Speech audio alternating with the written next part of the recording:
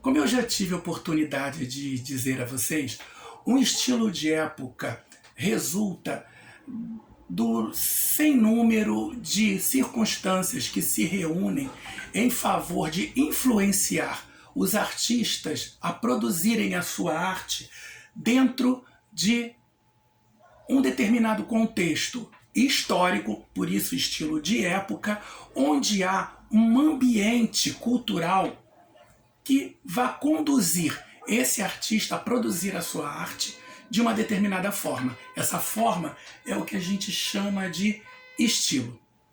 Bom, o arcadismo ele vem depois do barroco.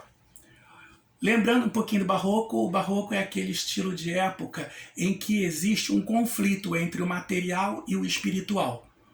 O homem estava, ao mesmo tempo que encantado com o progresso tecnológico, que possibilitou, por exemplo, as grandes navegações, ele também estava com um grande sentimento de culpa, porque esse progresso tecnológico poderia afastá-lo de Deus.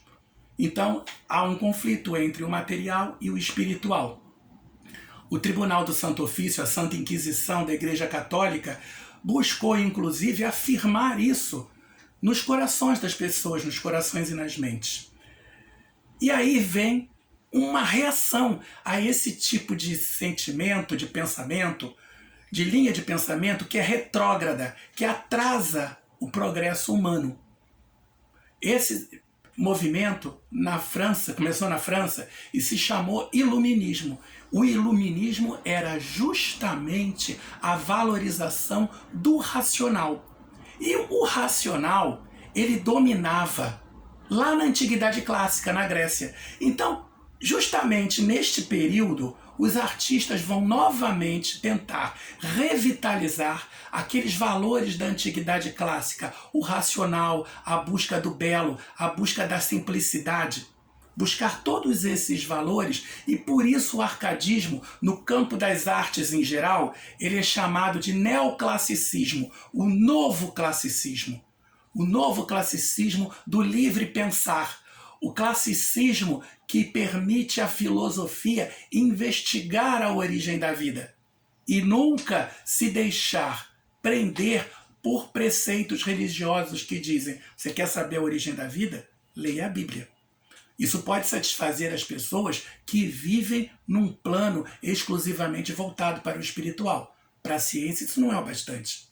A ciência quer buscar na natureza a busca da origem da vida e de todos os fenômenos naturais, que podem inclusive explicar também outro tipo de fenômenos que não sejam os naturais. Bom, o iluminismo ele veio nessa direção, buscando a valorização do que era material, do que era científico, do que era racional.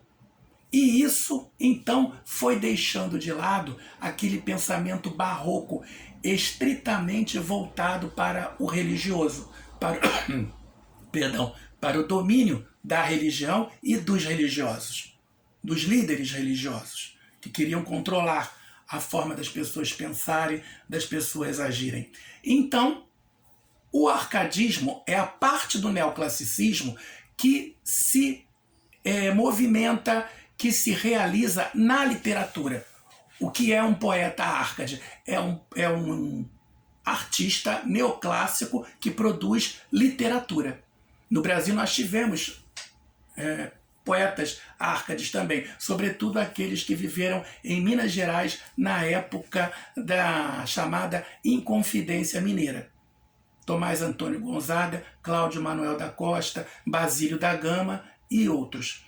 Mas foi por isso, basicamente, o nosso arcadismo ele aconteceu, aqui no Brasil pelo menos, ele aconteceu ligado aos movimentos políticos, sociais, culturais, artísticos lá de Minas Gerais, da Escola Mineira.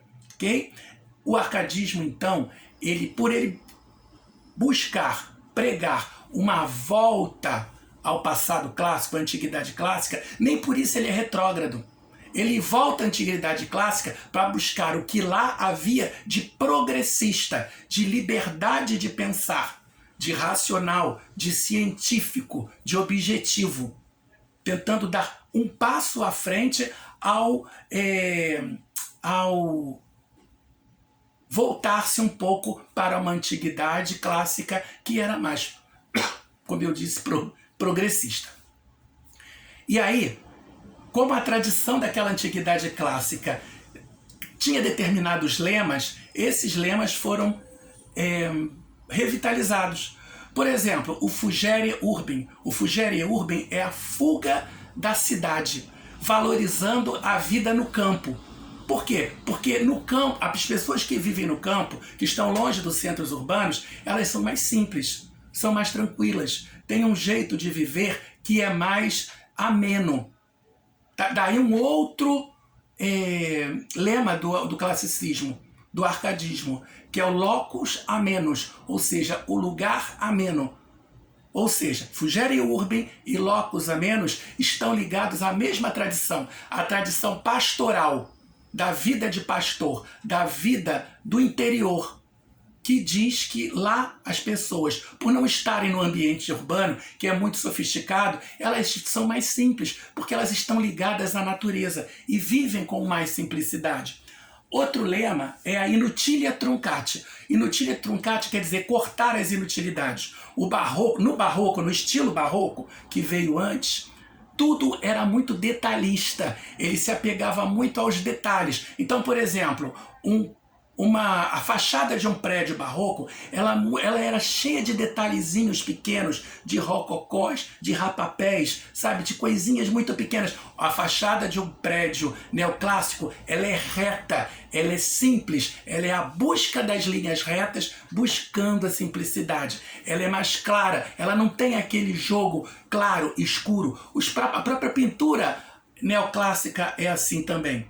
Cortar as inutilidades, inutilia truncati. E um outro lema é o carpe diem.